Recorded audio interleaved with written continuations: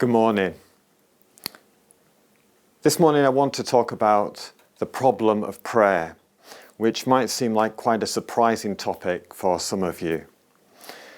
There was some graffiti found that was scratched on the wall of a basement in Cologne, Germany in 1945, where a Jewish believer is thought to have hidden from the Gestapo.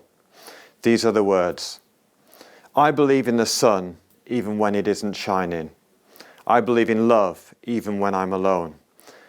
I believe in God even when He is silent." And so today I want to be brutally honest. I want to talk with you about times when prayer is a problem to be wrestled with rather than a joy to be celebrated.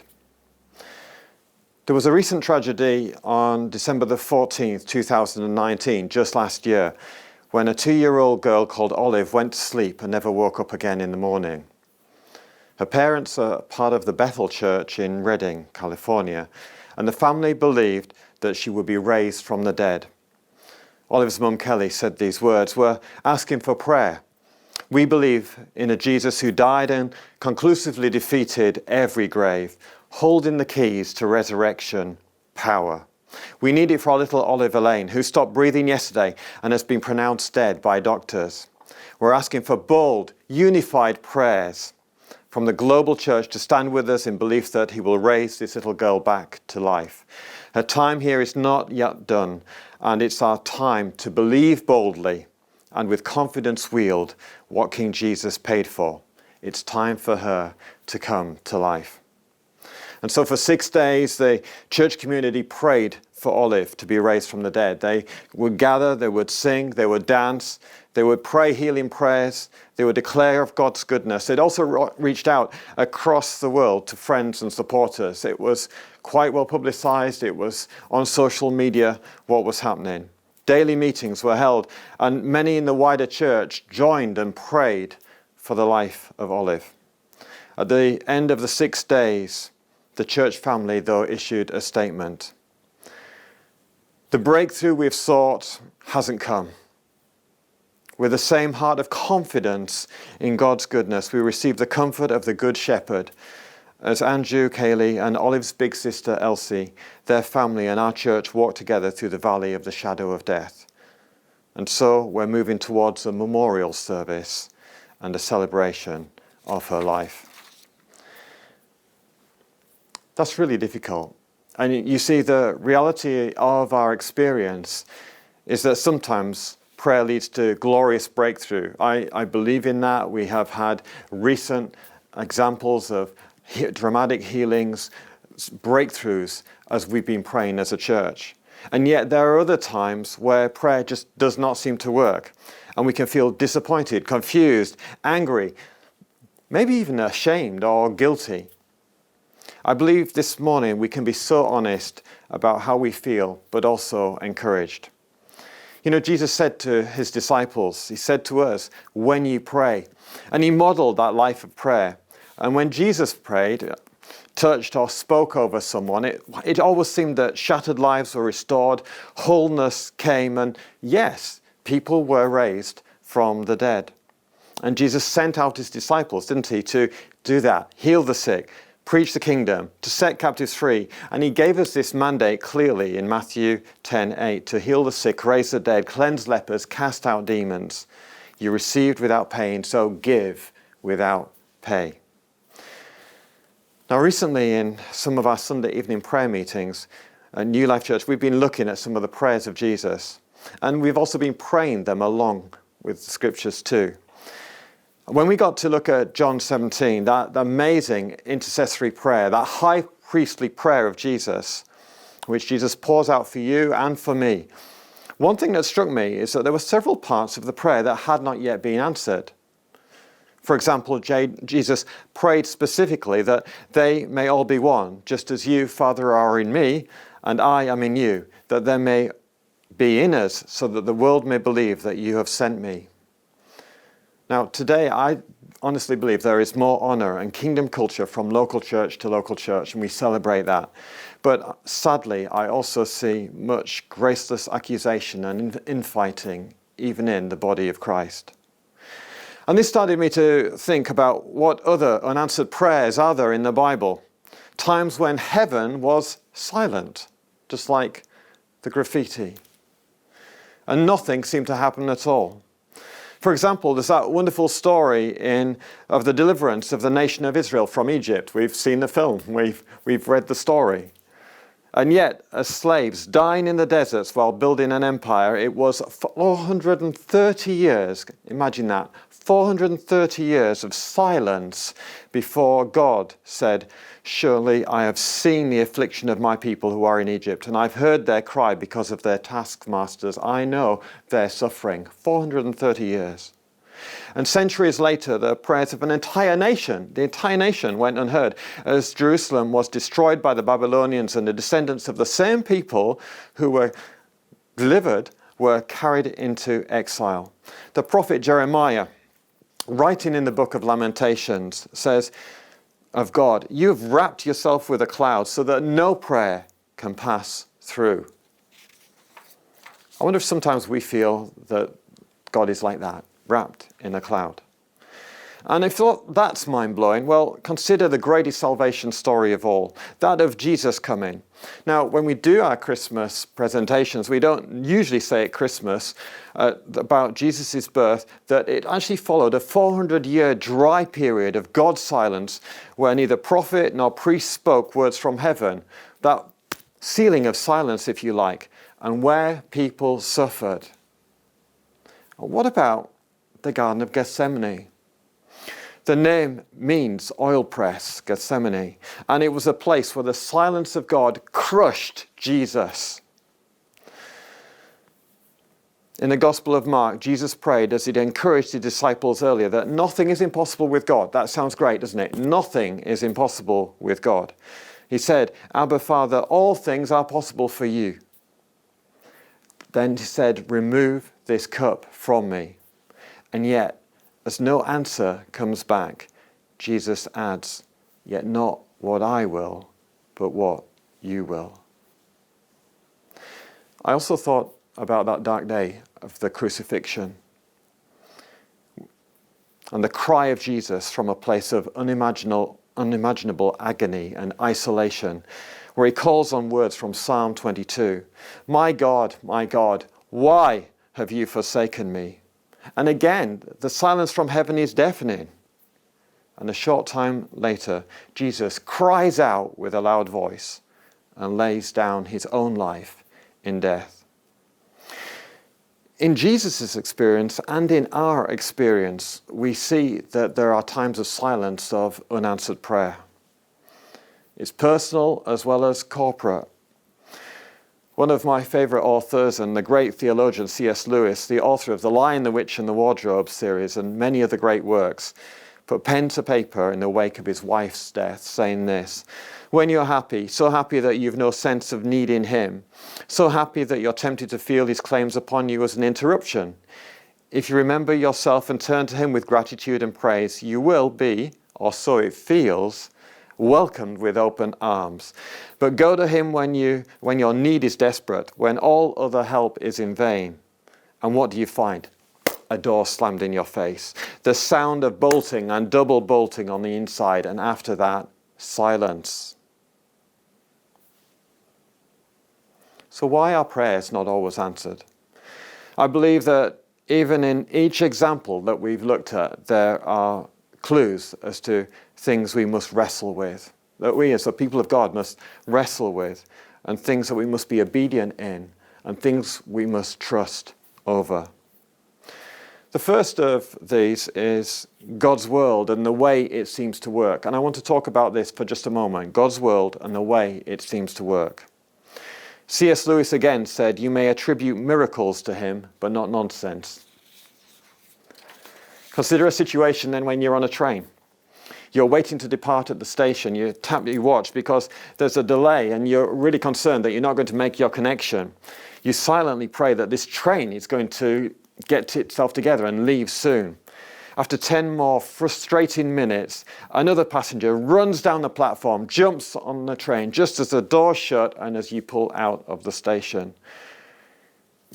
He comes and sits in the seat opposite you. and says, "Thank God that this train was late, otherwise I wouldn't have made it." Whose prayer has been answered? Now, I'm not saying that it's not valid to pray for a parking space. Jesus said that we're to pray for daily bread, as well as people to be raised from the dead. And we can be grateful for every gift, every kindness, every good thing that comes from heaven above, however small, every breath, every moment, every morsel of food, every sip of water, all good things come from God. And let's be grateful. However, sometimes we may not get what we want because there's a bigger picture. For example, we can pray as Jesus did on one occasion for a storm to cease. And yet storms are an essential part of the ecosystem of this planet. They make all the air move around, and that's necessary for everything to fit together and to work properly. Actually, God designed it that way. If every time a hammer falling onto the toe of a Christian was to become as light as a feather, then the normal methods of construction just wouldn't work anymore. The world, too, has become subject to futility and bondage to corruption, as it says in Romans 8:19.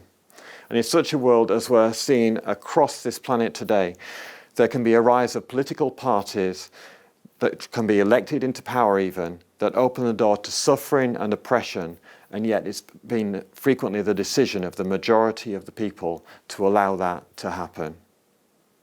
Now, I believe in answered prayer. I believe that God does miracles with all of my heart and calls us clearly to do the same. But there's another comment by C.S. Lewis that is painful to me. He says, God can and does on occasions modify the behavior of matter and produce what we call miracles. It's part of the Christian faith. But the very conception of a common and therefore stable world demands that these occasions be extremely rare. Why I don't like that is because I passionately and personally want to see every person healed, every marriage restored, every dead child raised to life, everything put right. And yet sometimes it isn't so. I'm not God. And in our cotton wool shielded, high life expectation, entitled world, it was Jesus himself who reminded us that each day has enough trouble of its own, and that we can expect hate, persecution, and suffering alongside our calling. Remember that Jesus spoke those words in a world where chloroform didn't exist, neither did antibiotics, and the life expectancy, which we expect is really high now, then was about 40 years. Now, before we stick that verse about trouble onto our fridge and start praying for hard times to happen, I want to suggest a key that we remember that when trouble comes, to have less outrage and much more hope. Because Jesus, who himself suffered like us, and actually far more than us, of course, predicted that it would happen and promised to be with us in the midst of it. The Apostle Paul says in the letter to Philippians that his prayer was that I may know him and the power of his resurrection. And we all go, hooray! But he goes on to say, and may share in his sufferings. I'm not hearing a cheer. Now, a last thought before we leave this section. There was a Scottish lady, Christian lady called Margaret. She was dying from throat cancer and she couldn't talk. Frequently visitors would sympathize with her, saying that, well, Margaret, you've had a hard life. It's so difficult. How hard this must be for you. Now, Margaret was a woman of faith, and she couldn't talk, but she wrote out on a piece of paper her response to such comments. And she presented this to people on multiple occasions with a twinkle in her eye. On the paper it said, "This is not the worst thing to happen. Cancer is so limited. It cannot cripple love, shatter hope, corrode faith, eat away peace, destroy confidence, kill friendship, shut out memories, silence courage, quench the spirit, or lessen the power of Jesus." What a statement.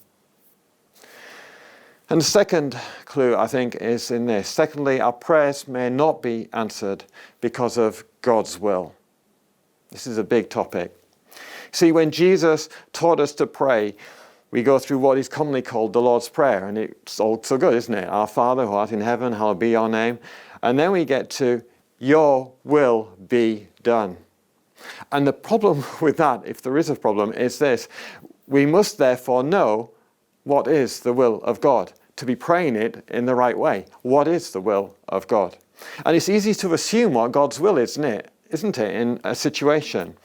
Ruth Graham, the wife of the very famous Billy Graham, the evangelist, said, God's not always answered my prayers. If he had, I would have married the wrong man several times. And I find it fascinating to note in the Gospels that Jesus doesn't do or say anything of his own accord. Fascinating. But only what he sees the Father doing. There are times when Jesus healed all who were sick, so in Luke 4:40. And there are times, such as his conversation with a man at the pool of Siloam, where there were many who were afflicted, and yet on that occasion, Jesus apparently only spoke to the one man, sent him, and he was the one who was healed. You see, Jesus' clear motivation was to pray and act according to the will of the Father. Another Scot, a missionary this time called James Fraser, gave up a promising career to answer the Great Commission to the Lisu people in China's Southwest Territories. After 5 years of fruitless labor and answered prayer, he began to examine how he was praying. So he examined his own prayers. And he reflected that this unanswered prayers have taught me to seek the Lord's will instead of my own. And gradually, James modified his prayers, seeking to know how to pray in each situation. And as he did so, fruit began to appear. And after a further 3 years, revival broke out and many came into the kingdom. See, one of the mysteries of prayer is that we frequently go to prayer to try, as it were, to bend God's will, to get his will to change. And yet prayer serves to align our hearts to his. God says this plainly in the book of Isaiah. He says, "For my thoughts are not your thoughts, neither are my ways your ways. For as the heavens are higher than the earth, so are my ways higher than your ways, and my thoughts rather than higher than your thoughts."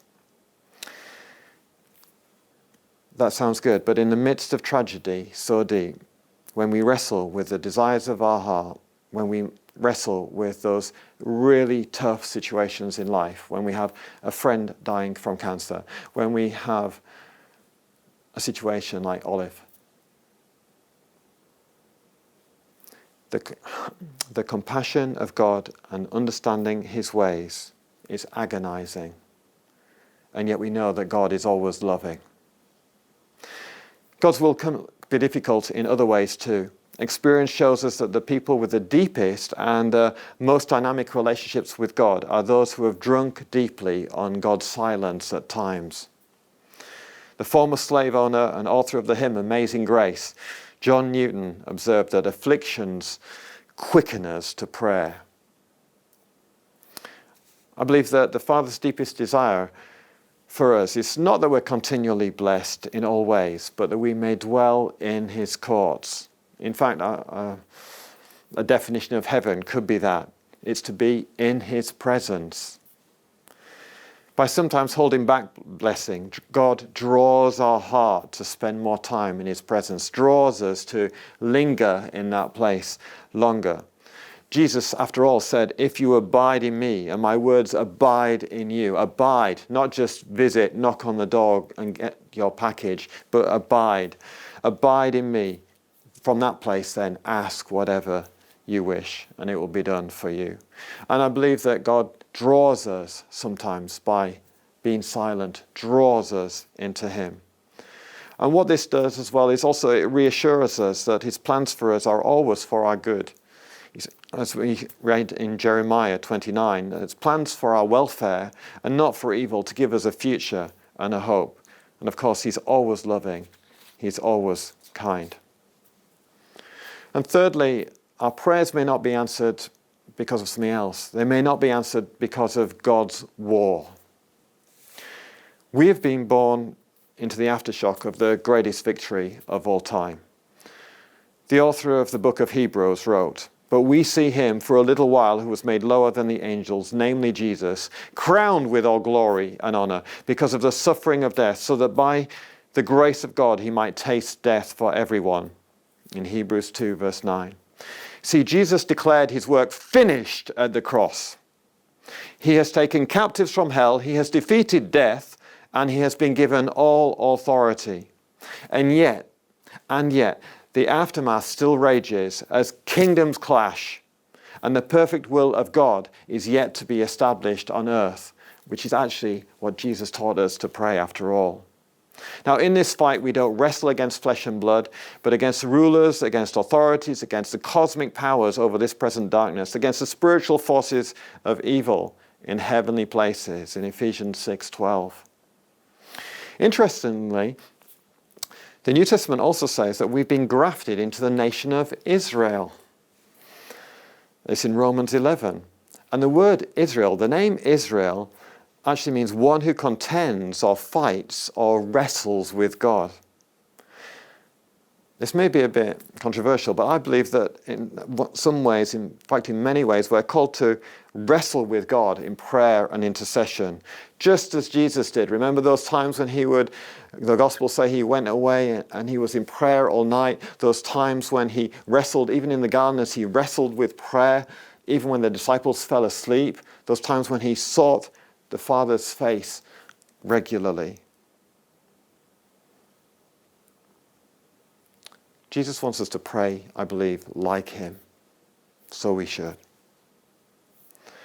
Now, I've heard people say that when we pray, God will just say a simple yes, no, or not yet. But I believe there is more. You see, I believe that God is God.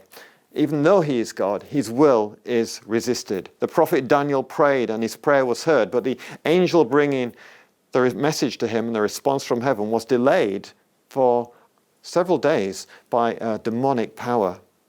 And when a girl is raped, when a child is trafficked, when murder is committed, this is not the will of God. This is not the will of God. Don't let anyone tell you that that is the will of God. We see, we're called to pray, let your kingdom come and let your will be done. And in this battle, you and I are called to seek his will, to pray with the authority and the victory that he won at the cross when he said it is finished, and to see his kingdom established. So we're going to pray for the persecuted church. We're going to pray for people to come to know Jesus. We're going to pray for the sick to be healed. We're going to pray and declare healing for the oppressed, for trafficking to cease, for righteousness and justice to come. I just want to say three things shortly in conclusion. Just three takeaways, if you like, from this to remember as we wrestle in prayer. The first is, God is with us.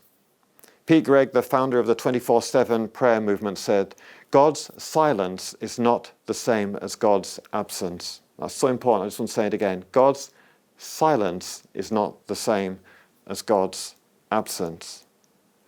Remember the Psalm 23 verse 4 says, even though I walk through the valley of the shadow of death, that place of silence, that place of death, even though we walk through that place, it goes on, it says, I will not fear any evil, for you are with me.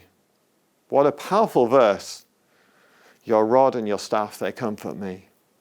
So God will often answer the question of, where are you in this situation, rather than our go-to question of, why did this happen? God, where are you in this situation? And Jesus says, I'm right there with you now. Second takeaway, God knows our struggle. God knows your struggle. God knows your struggle with these things. Remember that we've been grafted into the nation of Israel in Romans 11, which means one who contends or fights or wrestles with God. And our weakness in this area draws us actually closer to God. As Jesus is our high priest, he's interceding for you. He's interceding for you and for your prayers. He's backing you up, as it were. It talks about the Spirit interceding for us with groanings beyond what we can do. God is on our side. He is championing our prayers. And he sympathizes with us in our weaknesses. But one who is every respect, says Jesus, has been tempted as we are. He understands how we are made. and yet he was without sin. Now, the Nobel Prize winner and global symbol of a life of prayer, Mother Teresa, wrote in a private diary, which was later discovered and published. She said this: "My smile is a great cloak that hides a multitude of pains. People think that my faith, my hope, my love are overflowing, that my intimacy with God and union with His will fills my heart. If only they knew." And then she went on to talk about doubts, regular doubts, of times when she struggled, on a daily basis, when she struggled to get into that place where she wrestled with God. Half of the Psalms, which we celebrate in the Bible, are the blues songs, or songs of sorrow and complaint. The whole of the book of Lamentations is a lament, as it would suggest. Much of Job is a series of complaints. See, in this struggle, in this wrestling with God, in this wrestling with prayer, we're in really good company. Just as Jesus did, just as the ancients did. We are, as the people of God, we're in good company. And the third takeaway is this: we can still trust. Even when we don't understand, Pete Greig says, we can still trust. I love that in some of those scriptures that I've mentioned already, there is a remarkable resilience and a power that comes through from the people of God, and a trust that comes through. For example, Job said, though he slay me, I will hope in him, yet I will argue my ways to his face. Powerful. And of course, in the book of Daniel, we have Shadrach, Meshach, and Abednego. They're about to be burned alive in a fiery furnace. And they say that to the king, that they say, the God we serve is able to deliver us from it, and he will deliver us from your majesty's hand. But even if he does not, we want you to know, your majesty, that we will not serve your gods or worship the image of gold that you have set up. What words, what courage. And let's come back to where we started. What about the parents of Olive, when she wasn't raised from the dead? What was their response? With the same heart of confidence in God's goodness, we receive the comfort of the Good Shepherd. And remember Margaret's prayer. Margaret dying from throat cancer, who said, cancer is so limited. It cannot cripple love, shatter hope, eat away confidence, silence courage, quench the spirit, or lessen the power of Jesus. I believe that we have such a privilege to bring the kingdom of God on earth. And the main mechanism of that is us as a praying people. In Revelation, it talks about the bowl being filled with the prayers of the saints. And I believe that this is a thing that you were called to wrestle with, called to overcome with. Thank you.